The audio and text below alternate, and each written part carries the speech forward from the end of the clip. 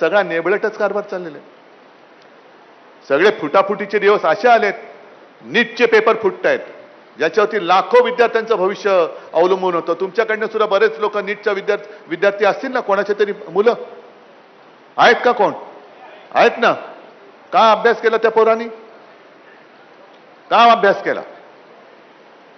आई बाप कष्ट करून माझ्यापेक्षा माझा मुलगा मोठा झाला पाहिजे, मी नाही शिकू शकलो पण माझा मुलगा शिकला पाहिजे. त्या मुलाच्या खांद्यावरती जसं लातूरमध्ये झालं, शेतकरी एवढा कर्जबाजारी झालाय की त्याला नांगराला जुंपायला बैल नाहीये, त्याला पत्नीला नांगराला जुंपून शेती करावी लागते. आणि हे नालायक सगळे नीच राज्य करते खासदार फोडायला पैसा वापरतायत, खासदार फोडताय. पण शेतकऱ्याकडे बैल नाही, तुम्ही सगळं बँकेने घेऊन गेलेले आहेत. कर्जाची नोटीस, वसुलीची नोटीस दरवाजावर लागले आणि हे खासदार फोडायला बसलेत नीच लोक, नालायक लोक. मग बातमी आल्यानंतर सरकारने बैल दिला. अरे बैल कशाला? यातला एखादा खासदार दिला असता तरी त्याचं काम झालं असतं. एखादा मंत्री दिला असता तरी त्यांनी नांगर ओढला असतं. एवढे माजलेत ही लोक. पण सरकारने जो बैल दिला त्या बैलाच्या अंगावरती जोत ठेवलं, ती बैलच पडला खाली, बैलच खाली बसला. कारण बैलाला तरी देणार काय खायला? जिथे शेतकऱ्याला खायला, जो अन्नदाता आहे त्याला खायला अन्न, घरामध्ये अन्नाचा दाणा नाही, तो शेतकऱ्याला पोचणार कसा?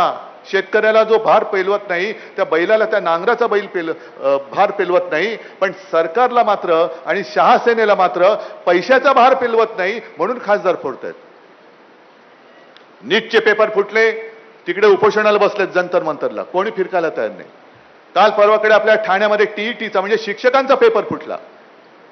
सगळं फुटतंय, खासदार फुटतायत, परीक्षेचे पेपर फुटतायत. पण अजून तुमच्या संतापाला वाचा का फुटत नाही, हा प्रश्न तुम्हाला मी विचारलेला. संतापाला वाचा फुटली पाहिजे, नाही तर आपण नुसतं सहन करायचं. हा फुटला, तो फुटला, तो फुटला. आणि मग आपल्या जनतेचं काय झालेलं आहे की जसं कोंबडीचा एक पिंजरा असतो ना, सगळ्यांना माहिती आहे की उद्या ती कोंबडी कापली जाणार आहे. पण जी कोंबडी पकडली जाते, कापण्यासाठी पकडली जाते, ती फक्त कलकलाट करते. बाकीच्या कोंबड्या पिंजऱ्यामध्ये मालकाने टाकलेले दाणे गपचूप खात बसतात. माझं काय, तो मरतोय. पण त्याने हे कळत नाही, तुला दाणे टाकून तो पोचतोय, उद्या तुला सुद्धा कापणार आहे, उद्या तुला सुद्धा कापणार आहे. आज दाणे टाकतोय, आज जे कापली जाते कोंबडी किंवा कोंबडं, त्याची मान पकडले म्हणून तो ओरडतोय, जीवाच्या आकांताने ओरडतोय. पण आत्ता जर का त्याच्या मदतीला कोण धावून नाही गेलं तर बाकीच्या कोंबड्या सुद्धा उद्या त्यांच्या गरजेप्रमाणे कापल्या जाणार आहेत. असं कोंबड्याचं जीवन जगू नका आपण. जे शिवसेना प्रमुखांनी सांगितलं होतं की अरे एकच दिवस वाघाचा जगा, 100 दिवस शेळीचा जगण्यापेक्षा एकच दिवस हा वाघाचा जगा, तसं वाघ बनून जगा. त्यांना जे आता असं वाटतं की शिवसेनेवरती नुसतं फोडलं तरी शिवसैनिक काय करत नाही. आता दाखवा शिवसेनेचा राग काय असतो. आणि अनेक जण आतापर्यंत आले, 40 आमदार फोडले, शिवसेना संपली. अरे तुमच्या उरावरती 9 खासदार आले, मग पुन्हा 9 पैकी 6 खासदार फुटले.